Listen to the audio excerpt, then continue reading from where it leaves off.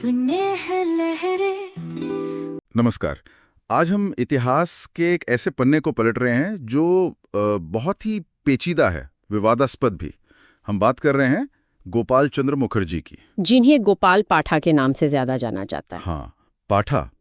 ये नाम उनके परिवार के काम से आया। कोलकाता की कॉलेज स्ट्रीट पर उनकी वो बकरे के मांस की दुकान थी। बिल्कुल। हम बात कर रहे हैं 1940s के दशक के कलकत्ता की। माहौल आप सोचिए कैसा होगा। हाँ, सांप्रदायिक तनाव एकदम चरम पर था। और इसी माहौल में गोपाल पाठा एक ताकतवर शख्सियत बनकर उभरे, खासकर 1946 के वो जो भयानक दंगे हुए, ग्रेट कलकत्ता किलिंग्स। सही। उनकी कहानी स्रोतों को देखें तो दो बिल्कुल अलग तस्वीरें दिखती हैं।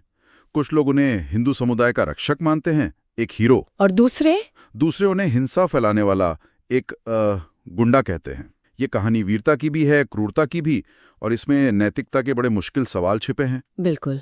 ये भारत के इतिहास का एक बहुत उथल-पुथल वाला दौर था। हाँ।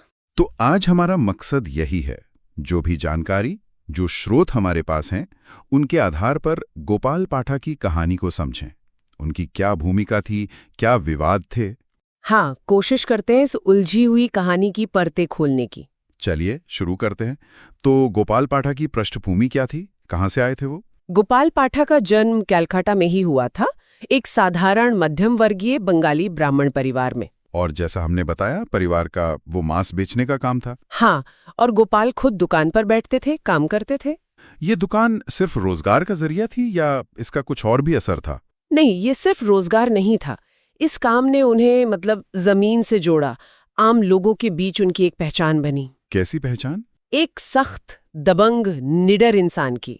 और धीरे धीरे जैसा कि जानकारी मिलती है, उन्होंने अपने आसपास की नौजवानों को इकट्ठा करना शुरू किया। अच्छा। और देखते ही देखते वो एक गैंग के लीडर बन गए। कहते हैं करीब 800 लोग थे उनके दल में। 800 लोग, ये तो काफी बड़ी संख्या है उस जमाने के हिसाब से। हाँ, उस वक्त कलकत्ता के अंडरवर्ल्ड में ये एक बड़ी ताकत मानी जाती थी। और उस समय कलकत्ता का माहौल कैसा था राजनीतिक तौर पर? बहुत ही विस्फोटक। एक तरफ मुस्लिम लीग पाकिस्तान की मांग पर अड़ी हुई थी, दूसरी तरफ कांग्रेस। हाँ, और बंगाल में हिंदू मुस्लिम रिश्ते बहुत तनावपूर्ण हो चुके थे, जैसे बारूद के ढेर पर बैठा उस शहर। इसी माहौल में कुछ विवरण ऐसा बताते हैं कि गोपाल पाठा ने तय किया कि उन्हें अपने समुदाय के लिए कुछ करना होगा, एक रक्षक बनना होगा। क्या ये उनका सोचा समझा फैसला था या हालात ने उन्हें ऐसा करने पर मजबूर किया? ये कहना मुश्किल है, शायद दोनों बातें हों, पर उन्होंने ये रास्ता चुना, ये साफ है। और फिर आया वो दिन, 16 अगस्त 1946, डायरेक्ट एक्शन डे। हाँ, मुस्लिम लीग ने पाकिस्तान की मांग को तेज करने के लिए सीधी कार्रवाई का ऐलान किया। अब इसका मतलब क्या था, इस पर तो बहुत बहस है, लेकिन हुआ क्या कि अविभाजित बंगाल की राजधानी कलकत्ता में हिंसा भड़क उठी। हाँ, तुरंत। और पहले दिन रिपोर्ट्स के मुताबिक मुस्लिम लीग के समर्थकों ने हिंदुओं पर हमले शुरू किए। देखते देखते पूरा शहर दंगों की आग में झुलसने लगा। कितने लोग मारे गए थे, कुछ अंदाजा है? आंकड़े बहुत भयानक हैं, अलग अलग अनुमान हैं, लेकिन माना जाता है कि कुछ ही दिनों में 5000 से 10,000 लोग मारे गए। 5 से 10,000? हाँ, और इनमें ज्यादातर हिंदू थे, ऐसा कहा जाता है। हजारों लोग बेघर हो गए। शहर में लूटपाट, अराजकता, कानून व्यवस्था पूरी तरह चरमरा गई थी। पुलिस प्रशासन क्या कर रहा था? लगता है कि वो लगभग नाकाम साबित हो रहे थे। स्थिति उनके नियंत्रण से बाहर हो चुकी थी। और यहीं से कहानी में गोपाल पाठा की भूमिका और भी अहम हो जाती है। बिल्कुल। पहले दिन के हमलों के बाद 17 अगस्त से हिंदुओं ने भी संगठित होना शुरू कर दिया, जवाबी कार्रवाई के लिए। गोपाल मुखर्जी इसमें सबसे आगे थे? हाँ, वो उन बाहुबलियों में से थे जिन्होंने लोगों को इकट्ठा किया। लेकिन सिर्फ उनके अपने लोग नहीं थे। और कौन था? कई व्यायाम समितियां, अखाड़े, वो भी साथ आए। उनके सदस्य लाठी चाकू चलाने में माहिर थे। हथियार कहाँ से आ रहे थे? कुछ रिपोर्ट्स बताती हैं कि कुछ के पास तो वो सेकेंड वर्ल्ड वॉर के बाद अमेरिकी सैनिकों के छोड़े हुए रिवॉल्वर भी थे, जो खरीद लिए गए थे। अच्छा, और पैसा? इस सब के लिए पैसा भी तो चाहिए था। समकालीन विवरणों के अनुसार पैसा बड़ा बाजार के मारवाड़ी व्यापारियों से आया। वो खुद को बहुत असुरक्षित महसूस कर रहे थे और उन्होंने इस जवाबी कार्रवाई के लिए आर्थिक मदद दी। और मुखर्जी, उनका क्या रुख था? कहते हैं उन्हें डर था कि कलकत्ता पाकिस्तान में चला जाएगा। हाँ, ये डर बहुत वास्तविक था उस समय, और शायद इसी डर और गुस्से में उन्होंने अपने लोगों को एक बहुत सख्त आदेश दिया। क्या आदेश? कहते हैं उन्होंने कहा, अगर हमारा एक आदमी मारा जाए तो दुश्मन के 10 आदमियों को मार गिराओ। एक के बदले 10, ये तो। हाँ, ये उस वक्त की हताशा, उस क्रूरता को दिखाता है जो दोनों तरफ फैल चुकी थी। तो 18 अगस्त से क्या हुआ? 18 अगस्त से तस्वीर बदलने लगी। गोपाल पाठा के नेतृत्व में एक संगठित जबरदस्त जवाबी हमला शुरू हुआ। और इसमें कौन कौन शामिल थे? ये सिर्फ हिंदू बंगाली नौजवान नहीं थे, उन्होंने सिखों को भी अपने साथ लिया। रिपोर्ट्स हैं कि उन्हें तलवारें दी गईं और बिहार से आए मजदूर भी थे, उन्हें लाठियां और वो देसी बम दिए गए। इन सब ने मिलकर मुस्लिम लीग के हमलावरों का जबरदस्त मुकाबला किया। मतलब ये सिर्फ बचाव नहीं था, ये हमला भी था। बिल्कुल, लेकिन इसके साथ साथ उन्होंने एक और काम किया। क्या? उन्होंने हिंदू बस्तियों में राहत शिविर लगाए शरणार्थियों के लिए। हजारों हिंदू महिलाओं और बच्चों को वहां पनाह दी गई, खाना दिया गया, सुरक्षा दी गई। तो एक तरफ हमला, दूसरी तरफ बचाव। हाँ, ये दोहरी रणनीति थी और कहा जाता है कि इसी वजह से कलकत्ता में शक्ति संतुलन बदलने लगा। कब तक चला ये सब? 20 अगस्त आते आते, मतलब सिर्फ 2-3 दिनों में उनकी ताकत इतनी बढ़ गई थी, उनके हमले इतने भीषण थे कि मुस्लिम लीग के बड़े नेताओं को, जैसे कि हुसैन शहीद सोहरावर्दी, हाँ, उन जैसे नेताओं को कथित तौर पर उनसे संपर्क करना पड़ा, उनसे अपील करनी पड़ी कि भाई अब ये हिंसा रोको। ये तो बहुत बड़ा बदलाव था। बहुत बड़ा। और कई इतिहासकार, उस दौर के लोग भी मानते हैं कि गोपाल पाठा की इसी जवाबी कार्रवाई ने कलकत्ता को पाकिस्तान में जाने से रोका। कुछ दावे तो और भी बड़े किए जाते हैं महिलाओं को बचाने के बारे में। हाँ, कुछ दावे हैं, हालांकि इनकी पुष्टि करना बहुत मुश्किल है कि उन्होंने 22,000 से ज्यादा बंगाली हिंदू महिलाओं को अपहरण और बलात्कार से बचाया। 22,000? ये आंकड़ा तो बहुत ज्यादा लगता है। हाँ, ये शायद अतिशोक्ति हो, लेकिन ये उस वक्त उनकी बनी रक्षक वाली छवि को जरूर दिखाता है, उनके प्रभाव को दिखाता है। लेकिन यहीं से विवाद भी शुरू होते हैं, उनके तरीकों को लेकर। बिल्कुल। उनकी रणनीति साफ थी, हिंसा का जवाब और ज्यादा हिंसा से। कुछ लोग इसे जरूरत कहेंगे, कुछ जंगल का कानून। सही।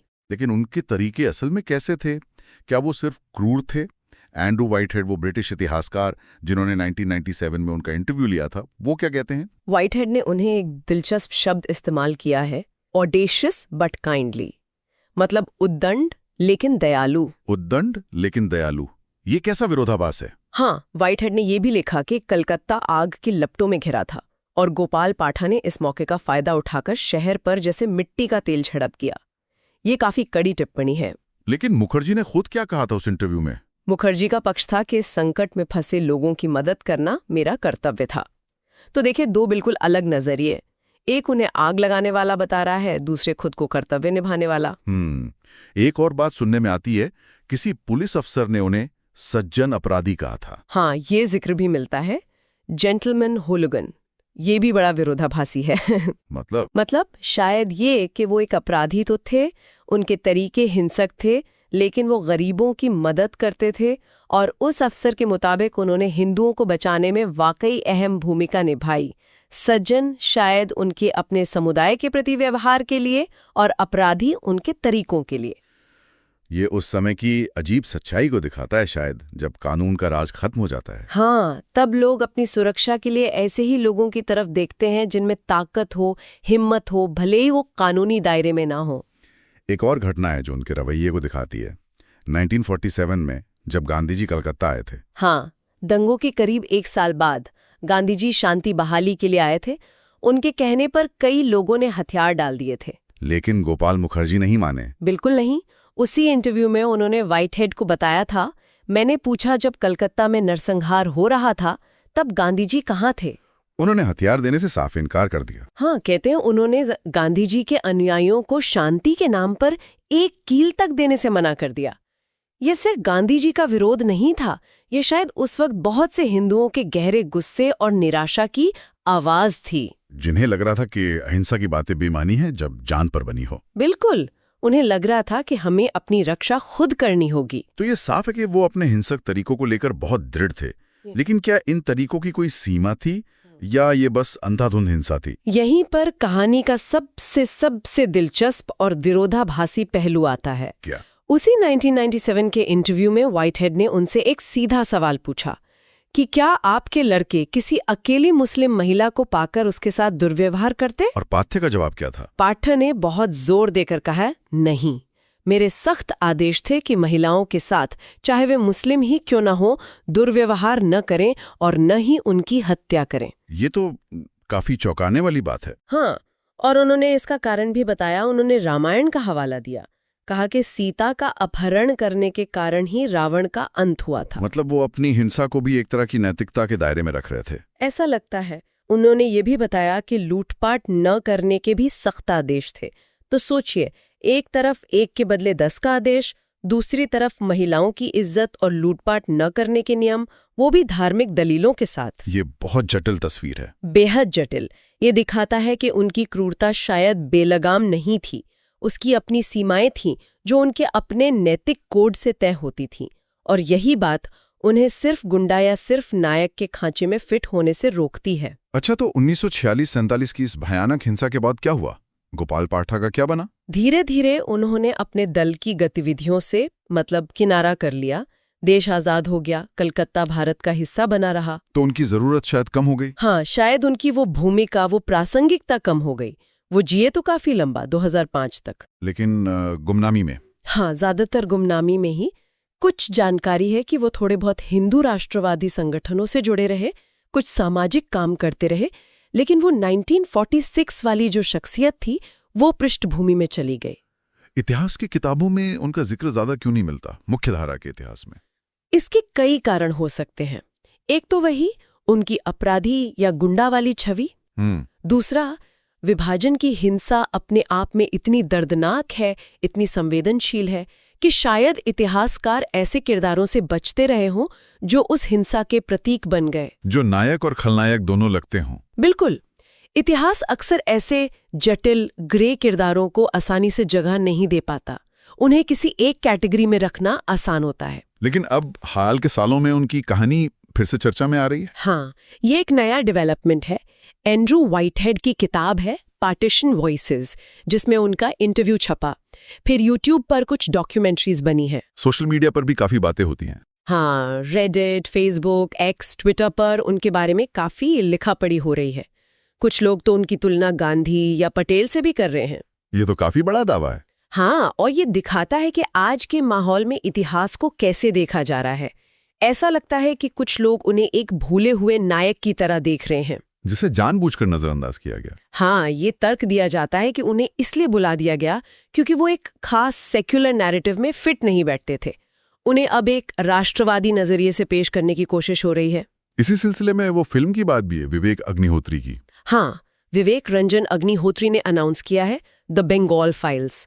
कहा जा रहा है कि ये उनकी कहानी पर आधारित होगी, शायद 2025 में आए। लेकिन उनके परिवार ने इस पर आपत्ति जताई है। हाँ, खबरों के मुताबिक उनके परिवार का कहना है कि कहानी को शायद ओवर सिंप्लीफाई किया जा रहा है, मतलब बहुत सरल बना दिया जा रहा है। ये भी उनकी कहानी की जटिलता को ही दिखाता है। बिल्कुल। उनकी विरासत इतनी पेचीदा है कि उसे किसी एक रंग में रंगना मुश्किल है, और शायद गलत भी। तो कुल मिलाकर गोपाल पाठक की कहानी से हम क्या समझ सकते हैं, क्या निष्कर्ष निकालें? देखिए, ये कहानी हमें सीधे विभाजन के उस काले दौर में ले जाती है, जब इंसानियत खतरे में थी और जिंदा रहने की लड़ाई ने सही गलत के सारे पैमाने धुंधले कर दिए थे। ये सोचने पर मजबूर करती है कि क्या वैसी चरम हिंसा के दौर में वैसी हिंसा से जवाब देना ही रास्ता बचता है? हाँ, और ये सवाल भी कि क्या गोपाल पाठक न होते तो कलकत्ता का इतिहास या भूगोल कुछ और होता? ये बहुत बड़े सवाल हैं, जिनके आसान जवाब नहीं है। और आज जिस तरह उनकी कहानी को इस्तेमाल किया जा रहा है, वो भी सोचने वाली बात है। बिल्कुल। उन्हें राष्ट्रवादी विमर्श में एक प्रतीक की तरह देखा जा रहा है, उन लोगों द्वारा जो मानते हैं कि भारत के इतिहास को एक खास नजरिए से दबाया गया है। तो आखिर में हम गोपाल पाठक को कैसे याद रखें? मेरे ख्याल से उन्हें अपने समय और हालात की उपज के तौर पर देखना चाहिए। एक कसाई से गैंग लीडर और फिर हजारों लोगों के लिए रक्षक। उनकी यात्रा बहुत असाधारण थी। न पूरी तरह नायक, न पूरी तरह खलनायक। बिल्कुल, वो इतिहास की एक बेहद जटिल किरदार है। उनकी कहानी हमें विभाजन का दर्द, डर, हिंसा और उन हालात में इंसान कैसे प्रतिक्रिया देता है, उसकी जटिलताओं को समझने में मदद करती है। उनकी जिंदगी एक ऐसी अनकही गाथा है जिसे इतिहास में अपनी जगह मिलनी चाहिए, अपनी सारी जटिलताओं और विरोधाभासों के साथ। तो ये थी गोपाल पाठा की कहानी, विभाजन के दौर के कलकत्ता की आग में तपा एक उलझा हुआ व्यक्तित्व जिसे इतिहास अलग अलग चश्मों से देखता है। सही कहा। उनके काम, उनकी कहानी, हिंसा और आत्मरक्षा के बीच की वो धुंधली रेखा, नैतिकता बनाम जरूरत और हम इतिहास को कैसे याद रखते हैं, इन सब पर बहुत मुश्किल सवाल खड़े करते हैं। और शायद आज के समय में जब हम बहुत जल्दी किसी को हीरो या विलेन बना देते हैं, गोपाल पाठा जैसी कहानी हमें थोड़ा रुककर सोचने को कहती है। क्या हमें ऐसी जटिल शख्सियतों को उस समय की उन असाधारण, अकल्पनीय परिस्थितियों के संदर्भ में नहीं देखना चाहिए, या फिर साधन चाहे जो हो, अंत में सिर्फ नतीजा मायने रखता है?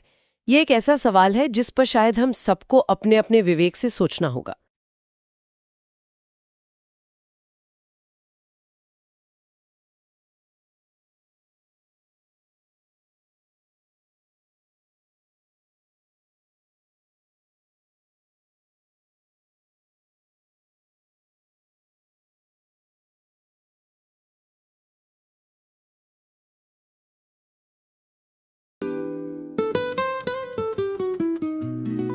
सपने